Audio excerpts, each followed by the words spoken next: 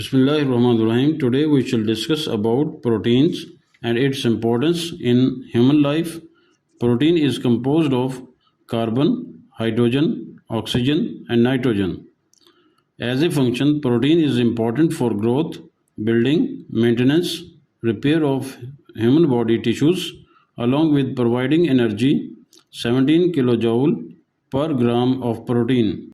Deficiency of protein result with the development of a health issue called kwashiorkor, conditional characterized by depigmentation of the hair. Denaturation of protein takes place by changing protein's shape and constant loss of its function by heat, pH change, inorganic salts, polar organic solvents, soap, and detergent. Building blocks of protein are amino acids.